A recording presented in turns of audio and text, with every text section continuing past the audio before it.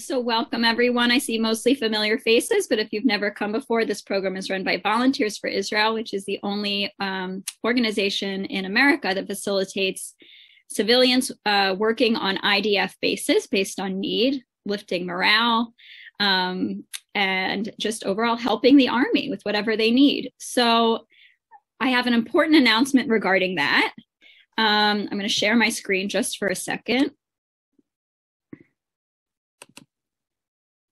We are excited to announce that the Israeli government has approved groups going on VFI, meaning our VFI Plus trips can now go to Israel. As of today, it's looking really good. So Steve and I have put together 2 sets of dates. We have a VFI Plus archaeology trip. For those who don't know what this is, regular VFI, you go, you volunteer on a base for a week, and on the weekend, you're kind of on your own. When you do a VFI Plus all-inclusive program, you pay one amount. It includes everything other than your airfare and obviously insurance. But your hotel's included, most of your food's included, transportation's included. You get Julia, most importantly, as your tour guide. And we have 2 different trips. There's VFI Plus Advanced, which is 2 weeks. Volunteering on IDF bases. This is a 17-day trip, so that also leaves time for touring Israel. The second trip, VFI Plus Archaeology, is a 14-day trip. 1 week is working on the IDF base. The other week is working at the Givati parking lot, digging in this archaeological site, which is the City of David, with Tel Aviv University and Israel Antiquities Authority. You'll be, it's pretty much the premier dig site, I would say, in Israel. And you would be there for a week as well. And on your days off, you'll be touring with Julia. So that one has a little bit of each. So you'll see VFI Plus Archaeology is May 27th through April 9th. And VFI Plus Advanced would be May 6th through May 22nd. This is what we're thinking. I'm not taking names just yet. That will probably happen in a few days or next week. I would make that announcement. But if you do have interest, please feel free to send me an email. I put my email down there. I'll also put it in the chat. There are limited spots. There are 16 spots per trip. So if you're really interested, let me know. There will be a $500 deposit that will be refundable that you would send to VFI if you choose to go and want to reserve your spot. Okay. The last thing I wanted to say is just wanted to make everyone aware. Passports, if you want to travel soon, we're realizing a lot of people have put travel out of their head and haven't paid attention to their passports. And if you're thinking you want to travel soon, we do think things are opening up. Things seem to be opening up. So please just get on the ball with making sure that your passport will be valid for the next 6 months. It might mean getting a new passport. So I just wanted to make sure everyone's aware of that because I know I forgot about it. So that's really my only other announcement. Other than that, welcome. Elena, what would be the total cost of the advance? I don't have costs at the moment, so we can talk about it later. I just wanted to give you an idea that things are opening up and Julia's ready and we're getting everything ready and we have dates, tentative dates that look pretty good and that have been approved by the Israeli government. So that's exciting news and something we haven't heard in a long time. But anyway, let's get to the program. Julia, it's all you. Thank you, Lana. Thank you, everybody, for coming. And yes, these are indeed amazing, exciting news. I mean, we haven't seen tourists for a long, long while. And I think that was yesterday. Ilana, can you see that? Sorry, Judy wrote, please post the VFI info on the chat. Yeah. Well, I'm not going to post the entire info on the chat, but if you're interested in the trip, feel free to email me. Okay. It was a whole slide. There's no way I can put that there. But I'll put our website so you can go and check it out. But maybe you add your email. I'm doing, Julia, don't worry. I'm taking care of it. I'm answering. All right. Yeah, I know. You always do everything. Okay. So back to my excitement. I think it was yesterday, or maybe the day before yesterday, when Steve sent me an email saying that these are the dates and here we come.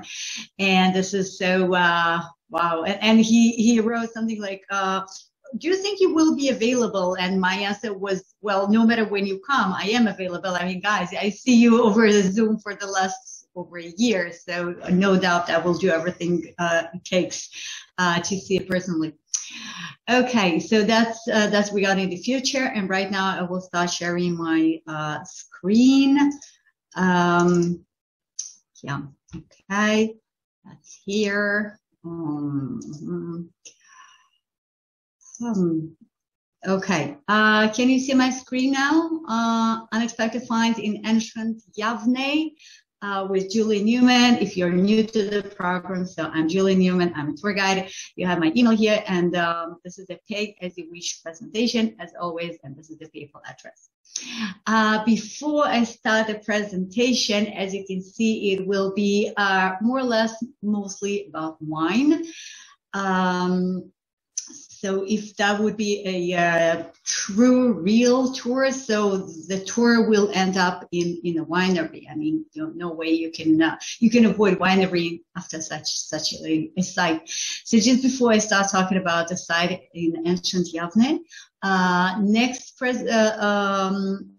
item next week, next Thursday, will be a totally different one, and it will be a presentation by Noam Tamir, who is a tour guide, who is an ex-military, who is an ex-helicopter pilot, and he will be talking about the most important, most meaningful military monuments in the north of Israel. And as you visit the monuments, as you tour through the monuments, so you get familiar with the stories behind it, with the battles behind it, and with the architects behind it. So I think that that's a very military-oriented, very IDF-oriented angle to view the history, the modern history of Israel. So that's going to be next week. And right now, let's start talking about Yavne, ancient excavations of modern Yavne. So since most of us don't normally go to Yavne, this is not a major tourist spot. I believe that will change as a result of these recent finds, but I don't think you ever made it to Yavne unless you have friends or relatives. So where is it? Okay, so here on the left, you can see the map, and you have Tel Aviv, okay, Tel Aviv, Yafo. We all know where it is. This is where Pamela is, and this is where Ina is. And I'm here a bit north, okay, Moshav Maor, more or less halfway between Tel Aviv and Haifa. And Yavne is located right next to Rishon LeZion. On your way south towards Ashdod and Ashkelon and Gaza Strip. So it's only about 17, something like that, kilometers, maybe 10, maybe 12 miles south from Tel Aviv, really close. So this is where Yavne is, modern Yavne, which is a town with about 50,000 people living there. 99% of them are Jewish. And if we look at the map of Yavne itself, so this is the map of Yavne. It is divided by road number 4. And we are going to here, where you can see this red star.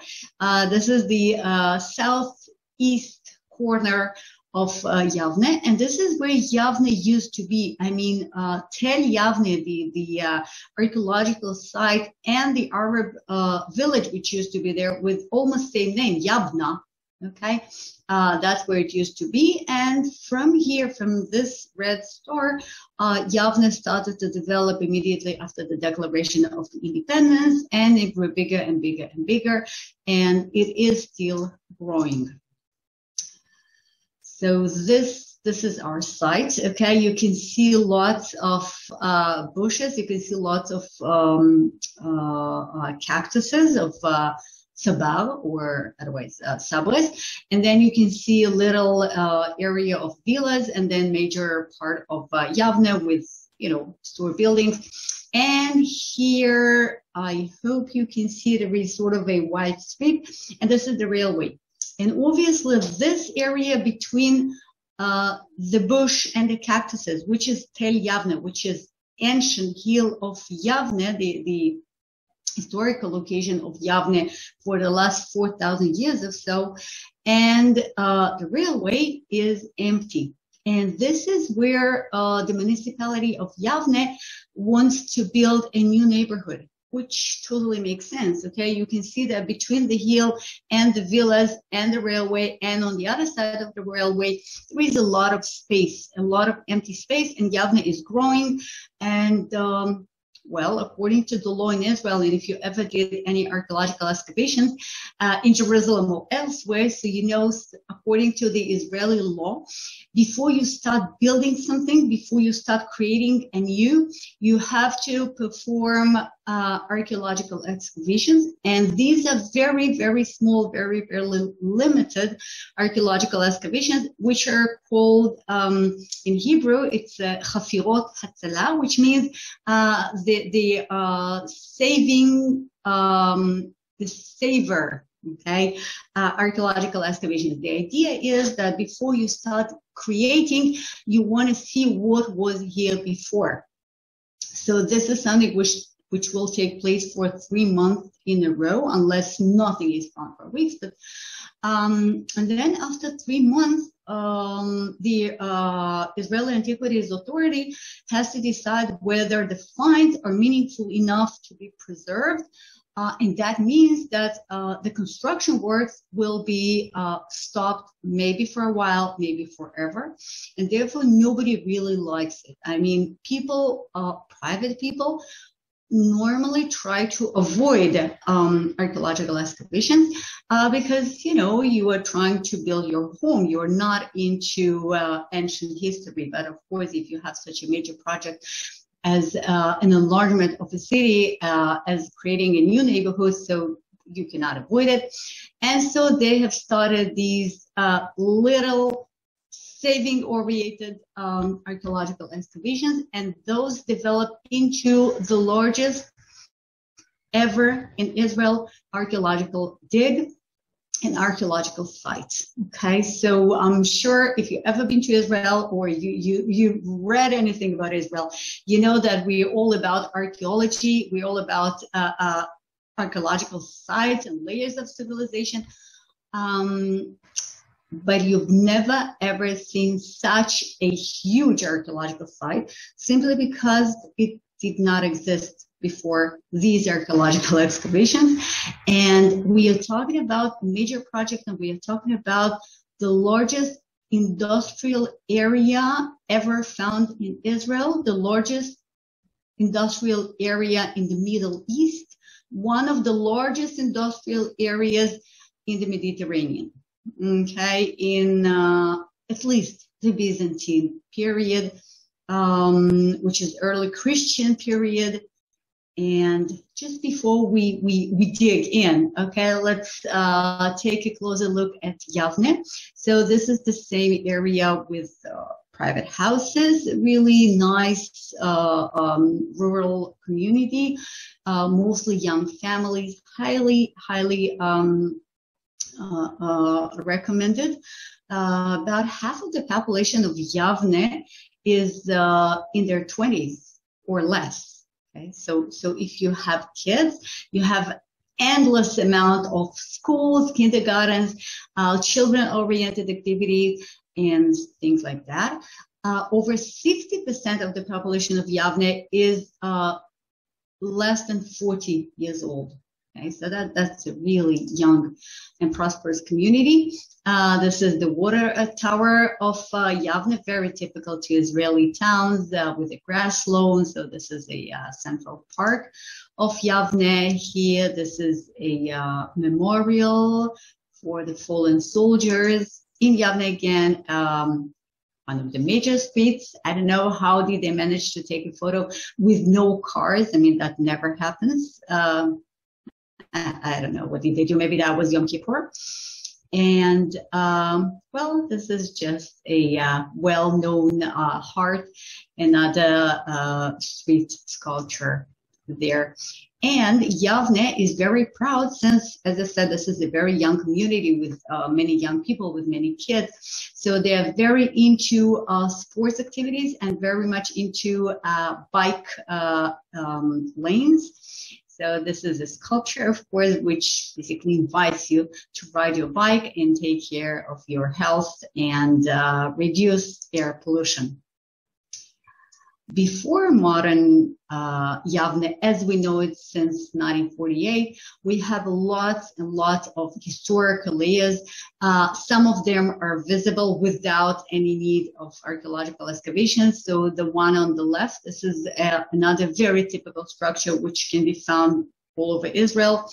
It looks over from a British mandate, and this is something is called pill box because it does resemble a pill box, but it's huge. And actually, this is a fortified station. This is a protection box for British military during the Arab Revolt and later during the war. So a pill box near Yavne. A bridge over Sorek riverbed, which was built by the Mamelukes, by Baybars, the great Mameluk leader. And this bridge is, about 800 years old. We have a modern road right on top of it. It was restored a few years ago, and it is a functioning bridge. I mean, could you imagine a modern bridge? I mean, modern concrete bridge, which is 800 years old, and you can still drive your truck and your bus on top of it. I mean, this is amazing. We have a similar bridge not very far away from Yavne in Lod. And this is a private house today. It's a beautiful house, as you can see, with arches and so many windows. And this is one of the houses which survived, and it was restored, and that belongs to the Arab village. That's from the 20s. That's about 100 years old. So this is the last period of Yavne before the modern one. And right on top of Tel Yavne, the archaeological hill, which is right on top of the industrial zone we are going to tour, well, that could resemble a bell tower or maybe a minaret, the tower of a mosque. So that's all we can see today. But if we look at an older photo, so that's what it looked like. And this is indeed a mosque. So that was a mosque for hundreds of years from the early Ottoman period. And that was the central mosque of Yavne until 1948, when the Arab population left, escaped, and moved to Gaza Strip. Well, that was the start. This is the start of my personal tour. I went to Yavne with a good friend of mine, Sharon Newman. Most of you already met her in person or virtually. So we drove there for a guided tour by the Israeli Antiquities Authority, because right now this is the only way for you to visit Yavne. You cannot just go on your own. It is still an active archaeological site. And they actually announced that you have to have closed shoes, as it should be an archaeological site, but somehow it slipped out of my mind. So I made it there. This is my car, the little gray one. And then I walked, gently to the bus, a shuttle bus, which drove you for like 2 minutes. I don't know, we could have walked it, but anyhow. And then the guy from the Israeli Antiquities Authority told me, "Hi, you are wearing sandals. Oh no, I'm so sorry. You cannot come to the side." And I was, "No, you're kidding. Listen, I was driving and I was, it took me an hour to drive there. It was very early in the morning. No chance I'll drive back." And he was, "Ma'am, I'm so sorry. You are not coming." And here I was, so disappointed. I had no idea what to do. And then he said, "Well, there is a shopping mall nearby, so you should drive to the shopping mall and buy shoes." And I was like, "Okay, I will do that," because, I was already there. But the problem was that it was 8 a.m. while the shopping mall, it's closed. Okay, So then, as I was standing there, totally like I had no idea what to do. There was a very nice lady, an old lady. She apparently heard the conversation, and she approached me and said, "Listen, my son, he had exactly the same problem, but they live in Yavne, so they just drove home. Would you like me to call him and ask his wife to bring you shoes?" And I said, "Oh yes, please." So she did, and here I was, literally 10 minutes later, sitting on the dust and changing shoes into somebody else's shoes. By the way, when I came back, obviously I was trying to give it back, and she was nowhere to be found. I never found her. So the shoes were abandoned at the front desk of the Israel Antiquities Authority to be used by whoever might need shoes. So this is the situation here, and this is how I finally made it to the archaeological site. So I was very happy, even though the shoes were a bit too small, but I survived it. Yeah, this is a funny story, but this is a true story. So if you are about to participate in VFI plus archaeology, you must bring shoes. Okay, so I got on the bus and we drove this silly 2 minutes, and here we are at this sort of a lobby, sort of a welcome center of the site. And this is Tel Yavne, okay? This is the archaeological hill of Yavne. The most ancient layers there are about 4,000 years old. No proper excavations were done yet, so I don't know, maybe sometime in the future they made only little sporadic excavations there. And on top of that hill, it's invisible from this angle, but on top of that hill, this is where that mosque used to be. So we will follow this gentleman in orange. And well, this is the beginning. This is more or less the first site of the archaeological site. You can start feeling how big it is, and you can see how many workers are actually there. We normally average archaeological site in Israel, you will see 5, 10, 20, not more than that, people working. And here, look just at the amount of, what is it called? Wheelbarrow? Hey, well, what is it called? This thing? Wheelbarrow. Pardon? Wheelbarrow. Wheelbarrow, exactly. Thank you. So right here we have a few dozens, I've counted them, a few dozens of wheelbarrows. So the site can accommodate hundreds of workers. I've never seen anything like that. And this major archaeological site became a major tourist attraction, of course. They have about 8, maybe 10 tours a day every weekend, and all of them are full. Okay, so they are actually working hard on displaying this site. Yeah, this is another look, and it's all about wine.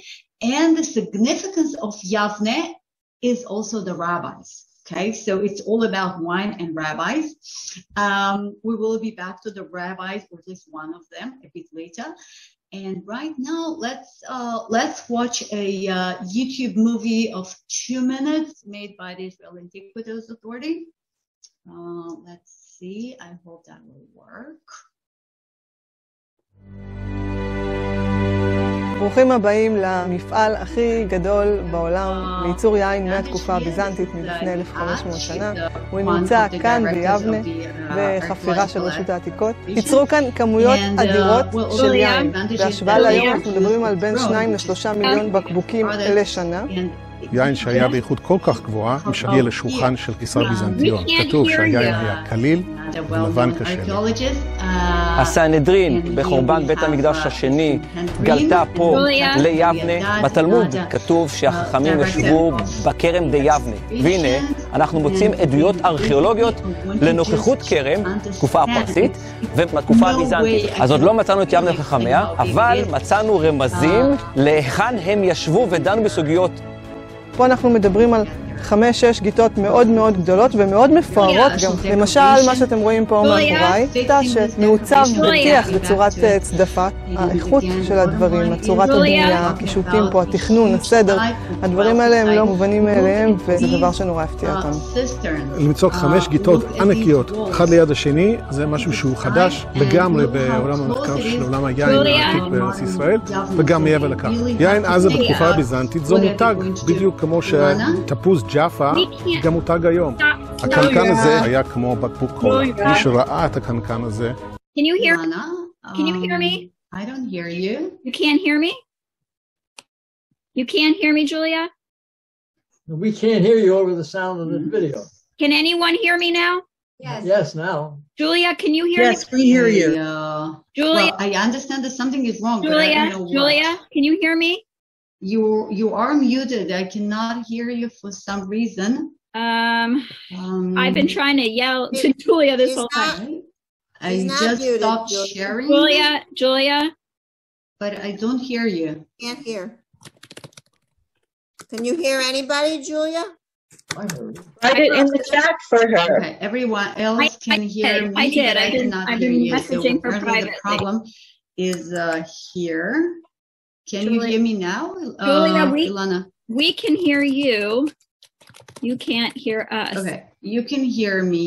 Okay, but I cannot hear you. Yes. This is real. Okay, well now I got the situation.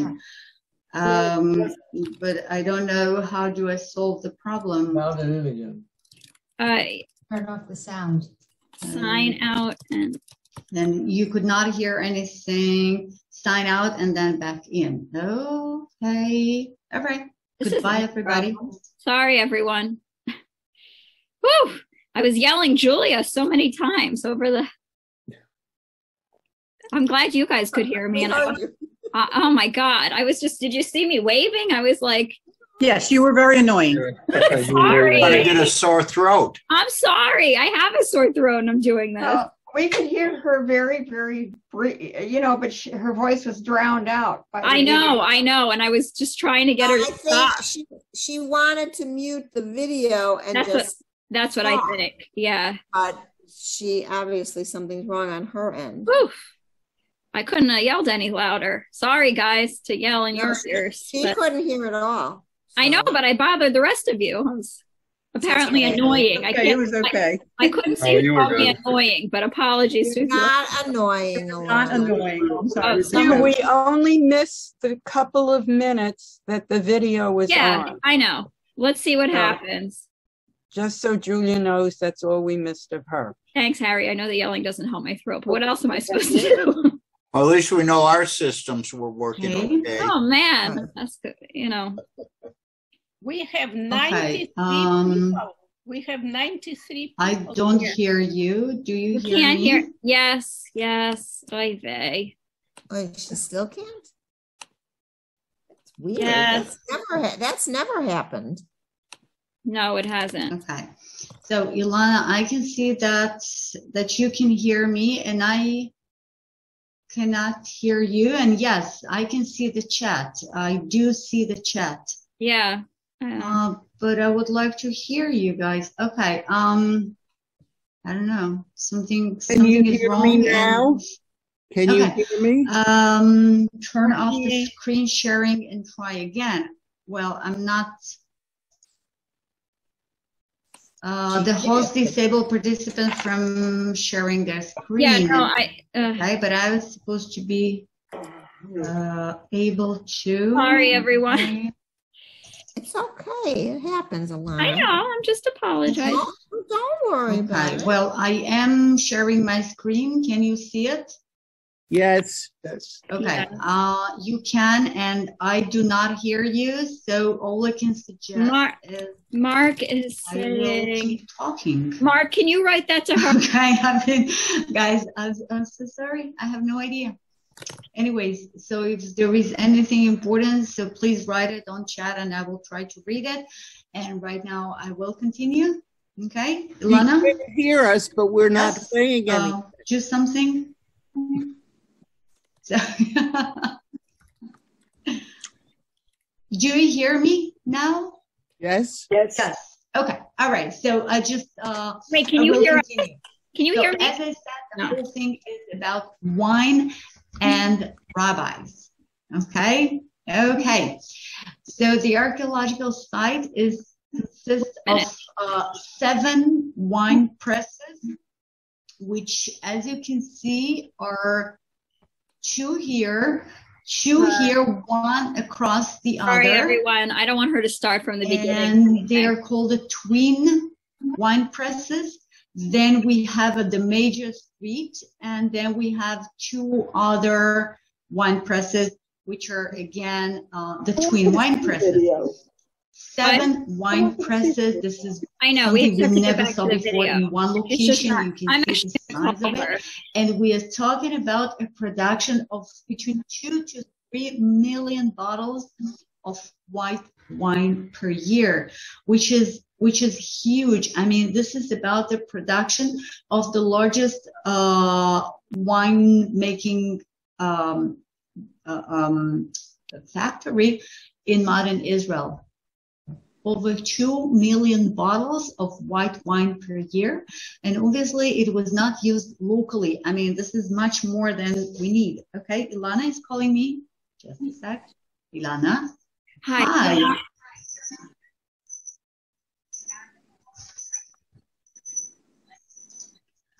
Because it disappeared. Okay, now.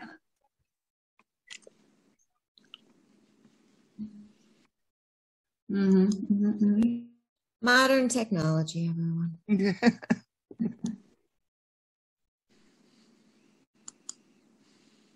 We're all getting tired of Zooms anyway. We should all have a glass of wine while we're waiting. Absolutely.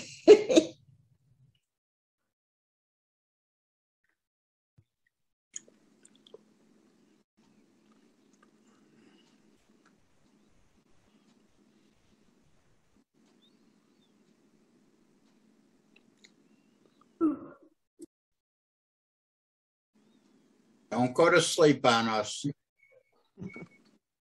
Who, me? Whoever was yawning. That was me, sorry. Well, you know, it's late here, so, and the rain and everything, so it's, you know, it's like time to just.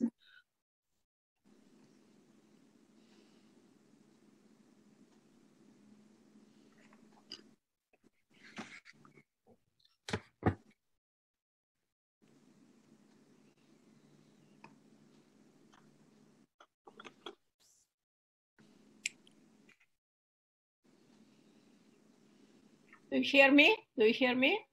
Yeah, I hear you, Aina. I just looked in the window. It seems like on my spot, rain stopped. Yeah, it's stopped. Okay, everyone. Can everyone hear me? Yes. Yes, we can. Okay. So basically, Julia knows what's up. She's going to skip the video because on her end, she muted the video. So she's just starting after the video and going to move forward. Okay. And if everyone could just remain muted, it would be great. All right.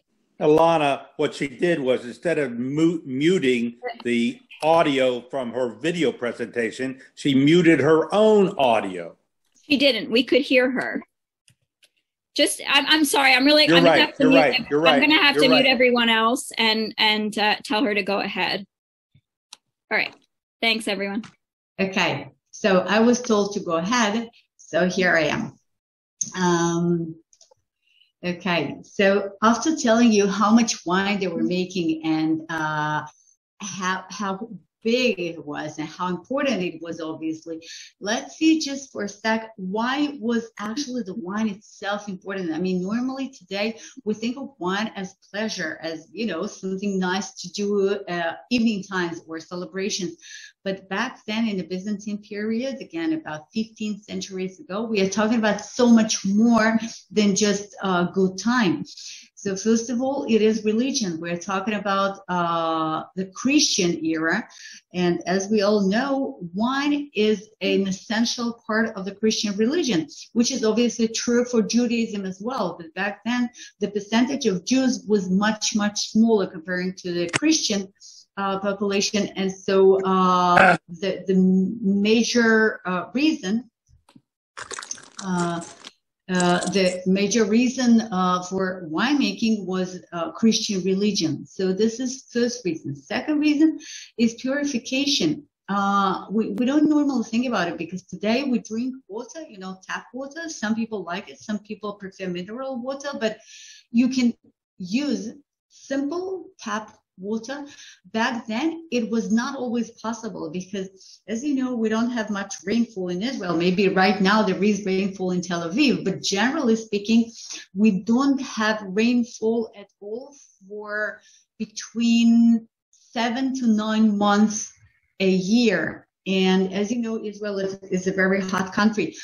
The result is that the drinking water was either spring water, if you were lucky enough to live next to a spring, but for the most part, people drank water from cisterns, water which was collected during the rain season. Now imagine that the last fresh water, rainwater, came in mid-April normally, and then the next rain will be around late October, early November, which means that for about 6 months in a row, you have fresh water waiting for you in a cistern.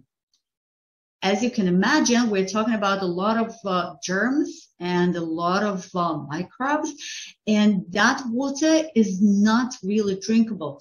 And so wine in the ancient times was used for purification. It was actually used as alcohol to kill the germs, or at least, eliminate part of the germs. So they needed so much water, so much wine. Actually, people did not drink water. I mean, in the ancient times, nobody would drink water, not even babies, not even little kids. It was always water mixed with wine to improve the health and also improve the taste, of course, because if you ever try to drink water after 6 months in a cistern, so you know how disgusting it is. And of course, economy, because most of that wine was exported to Europe, which consumed so much wine for these reasons and other reasons. And the wine from Gaza, this is what it was known. The Gaza wine, which was produced in Gaza Strip and the surroundings and the Judean lowlands, was known as the great wine. We actually have description by the Byzantine historians that the wine from Gaza was consumed by the emperors of the Byzantine Empire. So you can imagine how good it was. So we actually need a lot of wine. So as we got there, we are welcomed by this board with some photos, and then we can see some of the actual archaeological finds which were made there. Here you can see something, well, that a little bit looks like a torpedo, right? But this is actually an amphora. This is actually a vessel which was typical, classical to the Judean lowlands, and this was known all over the Byzantine Empire as the vessel with the Gaza wine. Hundreds and hundreds of vessels just like that, the Gaza amphoras, were found all over, from Spain to Rome to Ukraine and also across Israel. This is another vessel which was not used for wine. It was used mainly for olive oil. Okay, and we also found many oil lamps, little oil lamps, just like those which were used by the Maccabees, and we are about to celebrate Hanukkah. So the ancient Hanukkah candles look like that, nothing like the Hanukkah, the Hanukkah menorah we know today. This is another angle of the same vessels. And this is a flask. This is something one would take with him to carry some water. You see, they're amazing. They're perfect. They're 15 centuries old. They were found right there. And I can actually see, a school child maybe walking with such a flask made of pottery. And even the lid, survived perfectly. This is the lid, you can see it here as well, which was used to close the water, so not even one drop will be lost. General look at the excavation site, and as I said, it's all about winemaking. So this is the general idea of a wine press. I mean, you have a few layers of threading floor. You pour your grapes over here. We have different compartments. Maybe that's for different species of wine. Maybe that's for different families or maybe different villages, but we can see the separation. So you put the grapes here, and then you start dancing on them and walking on them barefoot, of course, so not to damage the seeds, because otherwise you would add some bitterness to the wine.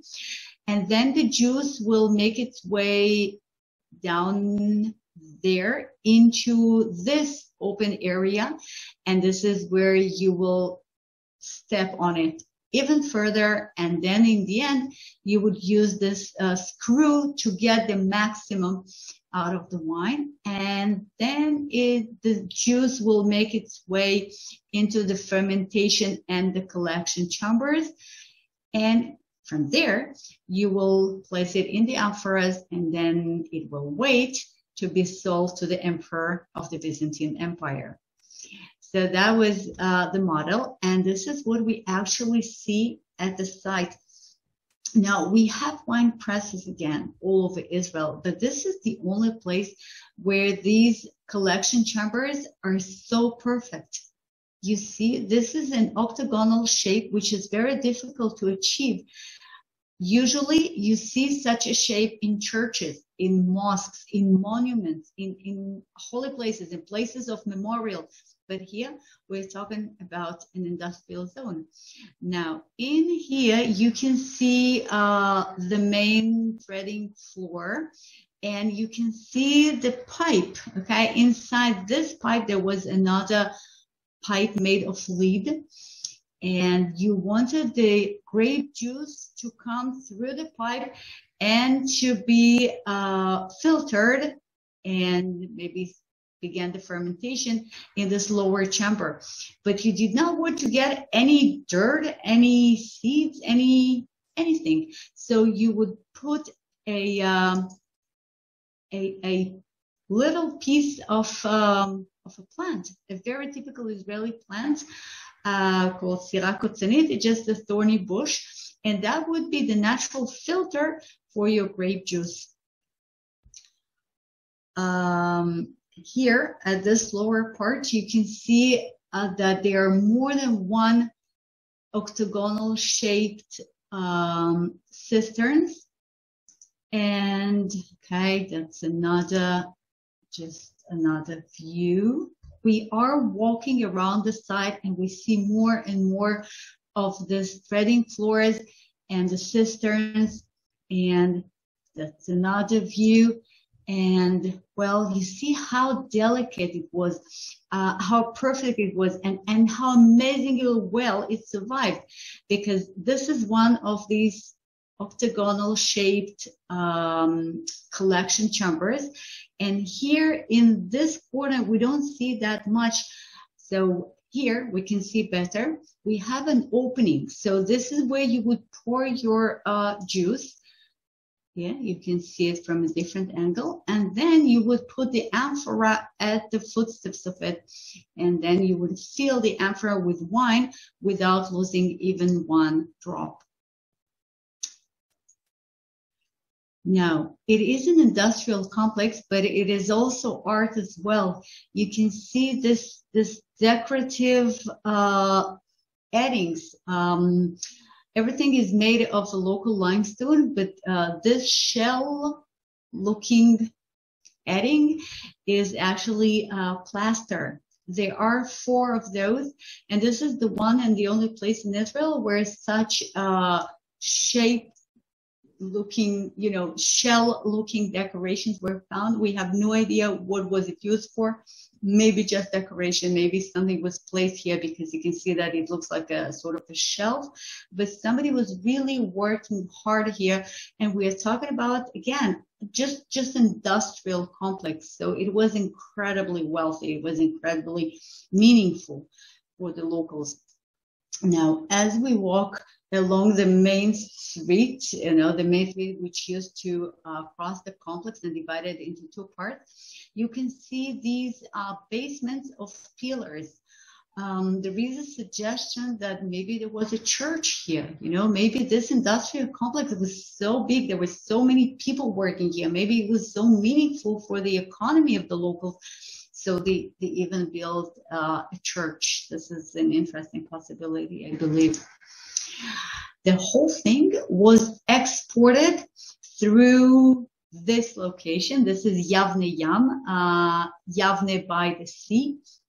You can see some, squares of archaeological excavation. This is a different story.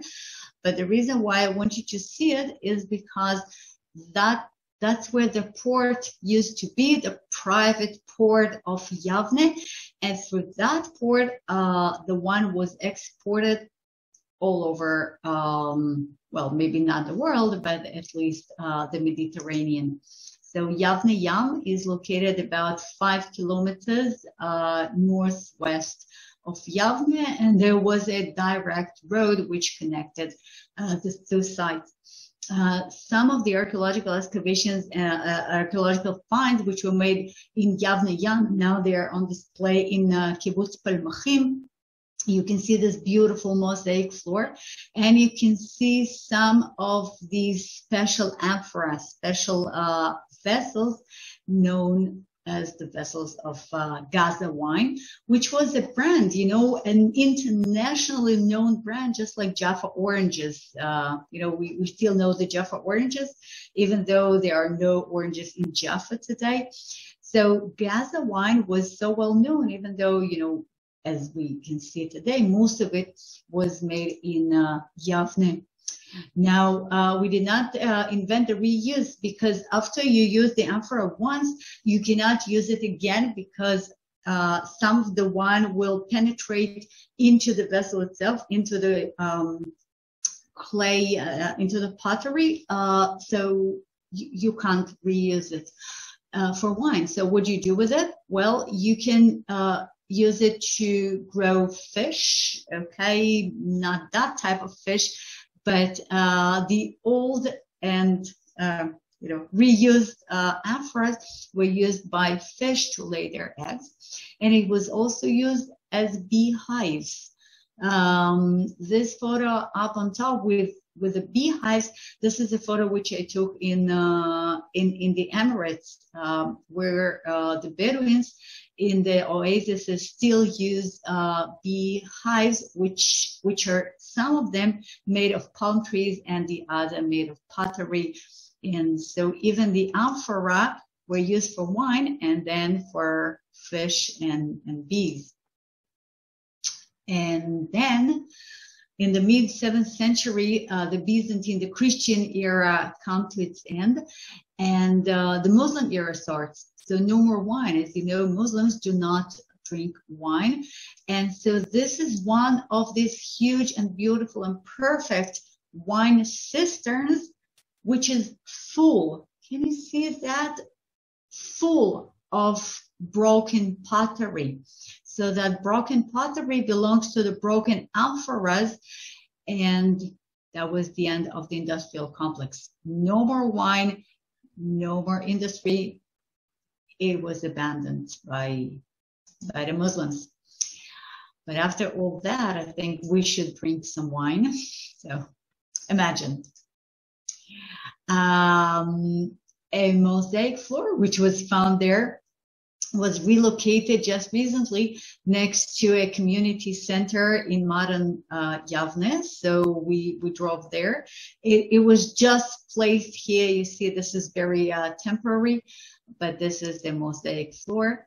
And that's what it looks like. Actually, it was a bit disappointing. I mean, there are so many more beautiful mosaics in Israel, but this is the mosaic from the industrial zone. And again, if we think of a modern factory, how many carpets, how many mosaics would you expect to find in a factory?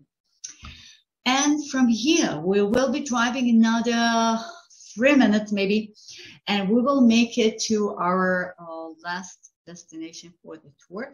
That's what it looks like, okay, with the little white dome, stone-made building. And right next to it, I like the sticker. It says Pinat Ha'achala Lechetulim, which means a fitting corner for cats. And it was indeed lots of cat little, vessels with cat food. And apparently there is a problem with cats and dogs and maybe other wild animals, because down here you can see a trash bin, but this is like a fortified, trash bin. No way you can turn it over and get anything from it. So Yavne really tries to stay clean. So in order to understand why this place is all about wine and about rabbis, we have to recall something which happened 2,000 years ago. And 2,000 years ago, of course, that's the destruction of the Second Temple in Jerusalem. And then the rabbis, led by Rabbi Yochanan ben Zakkai, whose Bet Midrash, according to the tradition, used to be here. You can see down here, this is a photo of the 4 Sephardic synagogues currently in the Jewish quarter of the old city. So according to the tradition, this is where his Beit Midrash used to be. And Rabban Yochanan ben Zakkai escaped, pretending to be dead, from ruined Jerusalem, and he convinced Aspasianus, the Roman commander of the troops who actually ruined Jerusalem. Later, Aspasianus became an emperor, a Roman emperor. So Rabbi Yochanan convinced the emperor to let him leave and re-establish Sanhedrin, re-establish the Jewish leadership in Yavne. So, as we read in the Talmud, the Sanhedrin, the Jewish rabbinical leadership, exiled from the Gazette Bureau to a store in Jerusalem. That was before the destruction. And from Jerusalem to Yavne. And that's where the Jewish leadership stayed for about 70 years in a row, until after the Bar Kokhba revolt, after which it moved from Yavne to Usha, and then from Usha to other places, and eventually to Tiberias. And that story we already mentioned a few times. So we've been to Tiberias, we've been to Usha before, virtually of course, and now we are in Yavne. So Rabban Yochanan moved to Yavne and reestablished Sanhedrin in Yavne. So this structure we're visiting now is believed to be, well, it depends whom you ask. I mean, if you ask the Jews, so this is the tomb of Rabbi Gamliel. And if you ask the Muslims, this is the tomb of Abu Huraira. Abu Huraira is one of the followers, one of the close friends of Muhammad, which means that this place is so holy and so important for Jews and Muslims alike. But since there are no Muslims in Yavne since 1948, so this place is all about Judaism and all about Rabbi Yochanan ben Zakkai. So we will get closer. This is what the beautiful entrance looks like. And just before we enter the tomb, let's just, spend a few moments understanding why Rabbi Gamliel is important. So Rabbi Gamliel Rabbi Gamliel from Yavne was the one who replaced Yochanan ben Zakkai. He was the second leader of Sanhedrin in Yavne. And some of the major components, major parts of Judaism were actually made by him. Okay, so just a few examples. He had to invent Judaism without sacrifices. You know, as long as there was a temple, there were sacrifices, and that was the main focus of Judaism.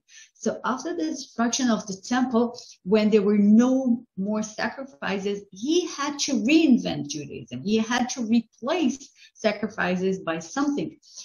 So, for instance, he decided upon, he actually made Tfilat Shmona Esrei, the prayer of the 18th, the central part of the prayer 3 times a day.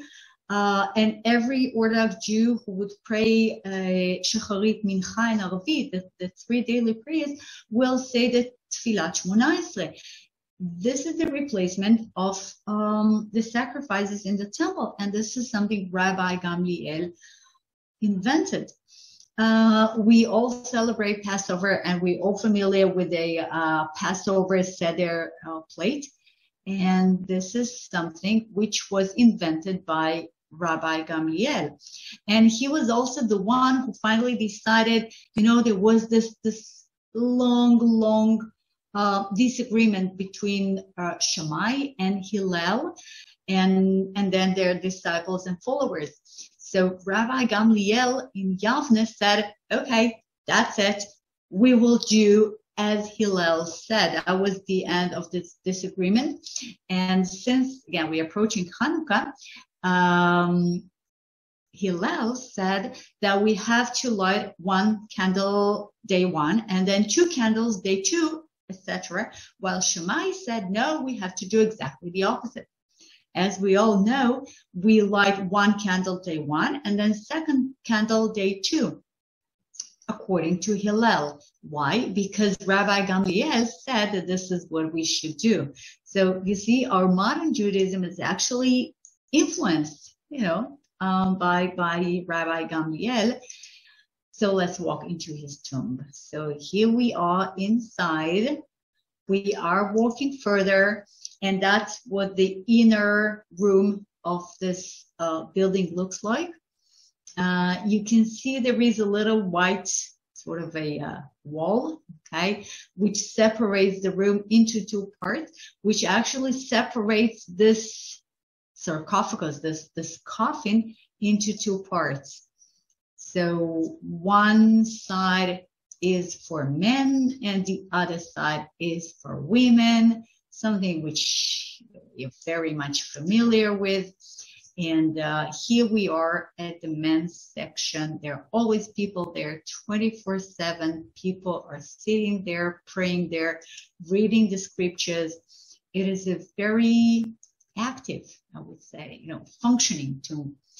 But if we look closer at it, so it looks like it was built by either Crusaders or Mamluks. Probably that was the Mamluks, Baibars, who built a tomb dedicated to Abu Huraira, not to Rabbi Gamliel.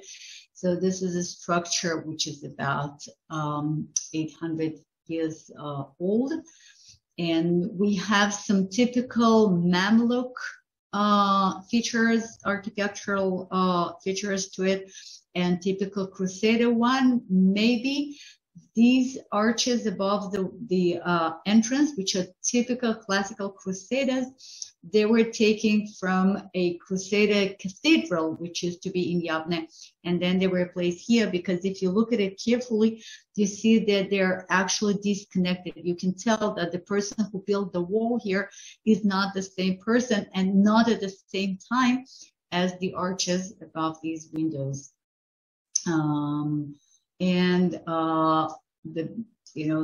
This channel, this I don't know what exactly to call it. You know, this it looks like a long niche.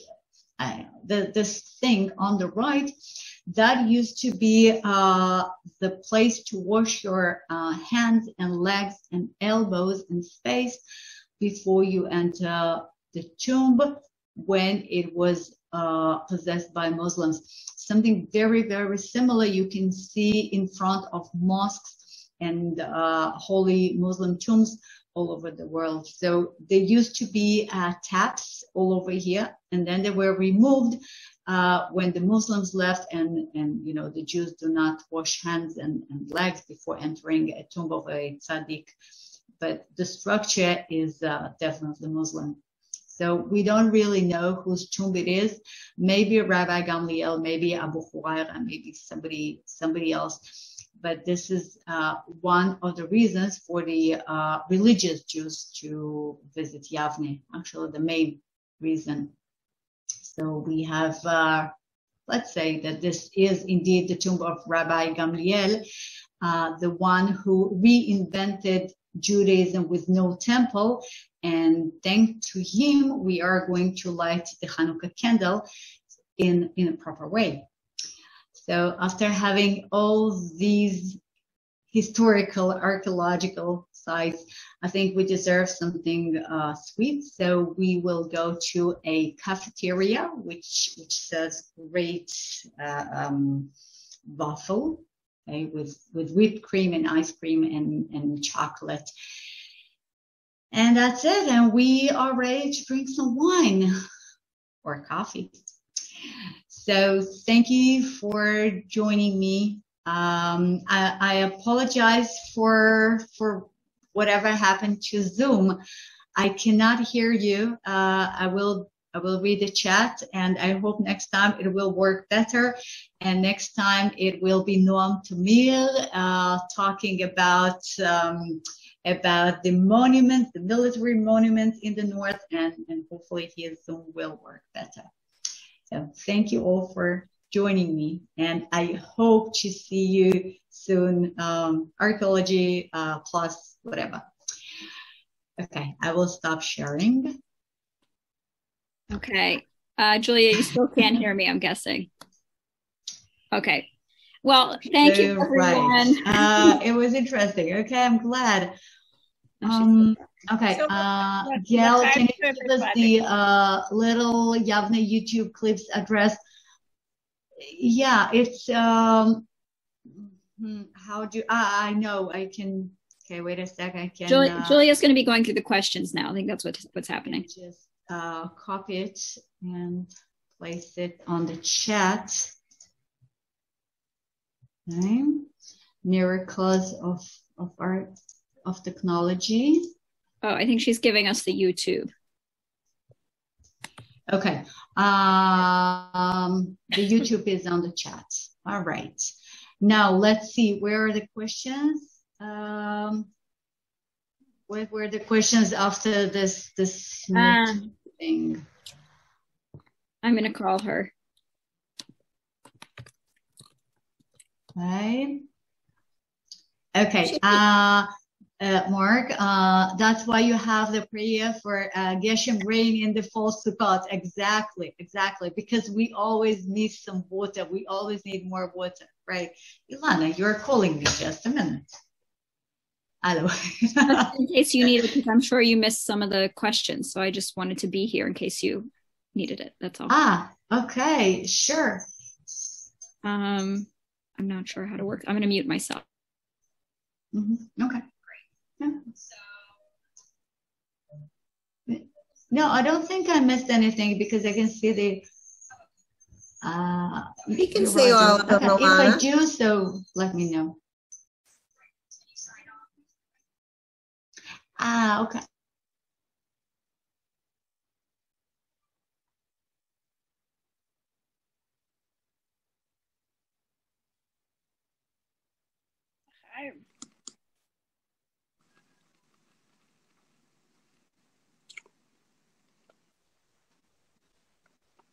But she can see them, Alana.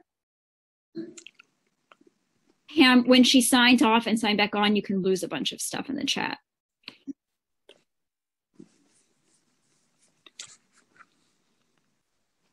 L'chaim, I'm drinking Israeli wine.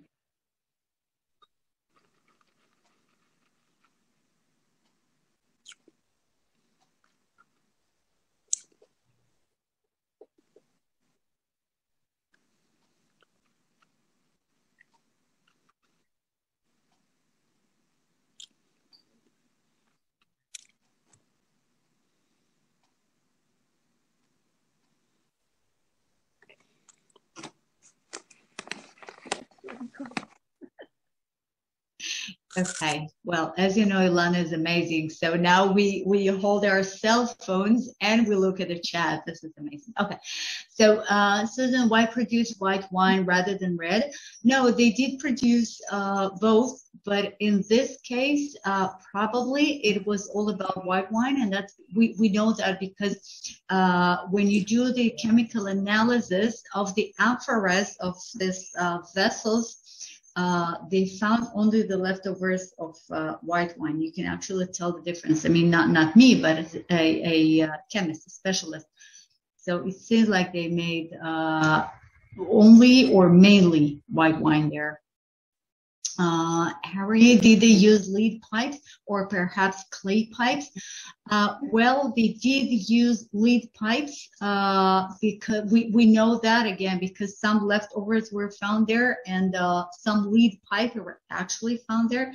We do know this is very bad for your health, and there is even a theory that this is what eventually killed the Roman Empire. They simply a lead poisoning, but they did not know that back then. And so, yes, they did use lead pipes. Okay, Gail asked, do Muslims use vinegar? If so, could the wineries change from wine to vinegar, or is the fermentation forbidden?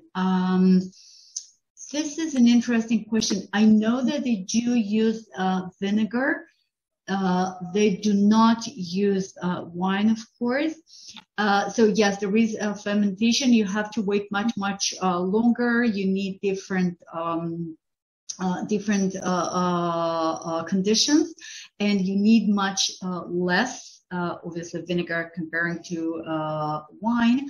And we do know, we do see, I mean, here in Yavne, it's really obvious, but in other places as well, you can see that the wineries were abandoned or ruined or reused or both. So I'm not sure how and where and how much they made vinegar, but not in the Byzantine wineries. Maybe also because they were afraid of, people could remember that this place was used for wine, and maybe they will try to make more wine there, or just like in Caesarea, we see that when the Byzantine Empire replaced the Roman Empire and Christianity became the ruling faith, so they forbade using the theater. They could have used it for other purposes, or they could have used it for other types of plays, but they did not. They just forbade the theater. They built a wall which separated the theater from the rest of Caesarea, and they used the theater as a trash bin. So, maybe they believe that it's just better to leave it alone, just get away. Where is Kerem B'Yavne in relation to the excavations? Okay. First of all, I'm not sure everybody knows what is Kerem B'Yavne. Kerem B'Yavne is literally means a vineyard in Yavne. Kerem is a vineyard. And Kerem B'Yavne, the vineyard in Yavne, is mentioned quite a few times in the Talmud, in the Gemara, in other scriptures, as a meeting place of the rabbis. So when this rabbi wanted to talk to the other rabbi, they would meet in the vineyard in Yavne. Now, where is it?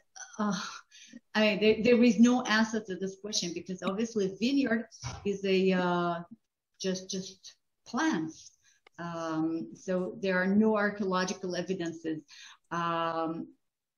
It makes sense that if the industrial zone, the wine press was where it is, so the vineyards would be all over and around it. But where exactly in a vineyard which does not exist for, over 1,000 years, they would meet, there's no way to tell. I mean, we can tell that we are somewhere near the Kerem B'Yavne. Okay, a watering throw, Alvin, what do you mean a watering throw? So it's a trough to clean your feet. That's what it was. You have to Alvin, write. Julia, go on your phone. So if you can write it, so I will try to answer. I don't know what you mean by watering trough. Cant David, who would the Crusaders have built a tomb for? No, the Crusaders did not build a tomb at all. The Crusaders, again, and we know from historical documents that the Crusaders built a basilica, a major church. And then the Mamluks, the Muslims who replaced the Crusaders, they built the tomb. Okay. Now it seems like since we have this Crusader typical elements in the tomb, so probably the Mamluks took these elements, these decorations from the Crusader basilica and placed them in the tomb they built, which was dedicated to Abu Hurairah. Okay, so the Crusaders did not build a tomb. Shallow pool. The shallow pool where, just for the water which was used to wash hands, and a washing trough. Okay, yeah. So you're talking about this long structure in front of the tomb. Yes. Okay, water trough. Does anyone remember the exact name of the Muslim guy who might be in Gamliel's tomb? Yes, his name is Abu Hurairah. Abu Hurairah. One of the disciples, the friends, the followers of Muhammad. Okay, Ilana, thank you. Okay, great. Thank you, everybody. Again, I'm glad you managed to enjoy it despite these sound problems. Well, I really hope it will not happen again. Maria, do you know what kind of species of ancient or wild grapes were pressed at that time? I do not know. I know that the scholars do know. I mean, there are specialists in this subject who do know. And we even know what species of grapes were used even prior to that in the biblical times. And we even have a few vineyards which have exactly the same grape species. And those are located not far from Shiloh in the southern part of the Shomron. So yeah, people do know. Thank you. Carbon dating would differ whether the body is from the Crusader. Yes, of course, but nobody would ever, never, ever would dare to do a carbon analysis or even opening the coffin. You know, I told you that it might be the tomb of this or other person, but we don't really know for a fact that there is somebody buried there, okay? According to the Jewish tradition, it is totally forbidden. I mean, this is a great sin to violate a grave, to violate a dead body of a Jew. So, I mean, if somebody would even think of opening this coffin in the tomb to see if there are any bones, I guess that person would be assassinated before he started, you know, the radiocarbon analysis. So we have no idea if there is a dead body there, and obviously we have no idea if it is the Muslim Crusader, Jewish, or whatever. Okay. In those days, did people visiting the tomb have to wash after leaving also? Well, according to the Muslim tradition, you have to wash before you enter, not after. And according to the Jewish tradition, you are supposed to do in Netilat Yadayim, you know, the ritual wash hands. But not more than that. And actually, I saw people walking out with no ritual hand washing or nothing like that. And there are no Muslims who were visiting the tomb today, so it's Jews only. Great. Okay. Yeah, I hope next time we will be able to hear one another. This is really disappointing. Do we know if the wine was good? Well, Look, there's no way we can actually try because the last bottle was bottled too long ago. But the historians who describe the wine, the fact that this wine was drank by the emperor, the fact that this wine was exported to Spain, which is, you know, one of the wine capitals of the world, ancient world and modern world. So I would say, yes, it was great wine. The latest Egyptian tombs scanned from the outside electronically.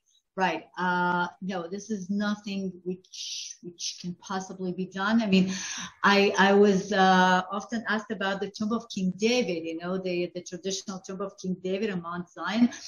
Do we actually know if this is King David's tomb? Do we actually know that it is a tomb at all? The answer is no, no, no. No scientific tests were ever performed. I mean, you can either believe or not believe or do whatever you want, but this is a holy place for too many people, so it's not examined in any way. All right, I ran out of questions. Thank you, everybody. Thank you. And again, thank you so much. I cannot tell you, unmute yourself. Wonderful. Let's talk. Thank you.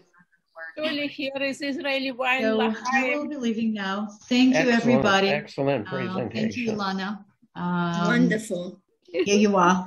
Thank you, Pamela. Thank you, Ina and Gary and Glauco and Gail and Mary and all of you. Thank you so much. And I really hope you will join us again. Technically perfect next week with Noam Tamir. If you Ina, you have a glass of wine. Oh my God. I want a glass of wine. Okay, I have a glass of water. I'm gonna get my wine right now. I actually bought a good bottle of wine today. Okay. I have Soda Stream. Come to Israel as soon as possible, and we have plenty of good things to do and see here. If anybody is still listening, Pamela, enjoy your rain, and I'm looking forward to mine rain as well. If anybody is still listening, go and follow Julia, because our daughter went on the dig, and she had Julia along as their guide. Yes, many of us here did, Anita. Yes, so whoever hasn't been, it's wonderful. It's wonderful. Yeah, she highly recommends it. Thank you. I assume we're not having there is one. A what? Next Thursday. There is one next Thursday. I'm not quite sure why that happened, but there is one next Thursday, as Julia said. He'll be talking about. It's Thanksgiving. I know, Ina. Thank you. I'm aware. I don't know. I didn't make the schedule. I'm just coming here. So for those who can't make it, it will wind up on YouTube. For those who can make it, please come and keep me company because I will be there. Yeah, it will be the speaker talking about the various memorials to those who have passed in Israel. So that's the end of the official program, as official as that was. And feel free to stay for a schmooze if you'd like. If you've had enough and you can't take all the sound issues, please feel free to have a lovely evening.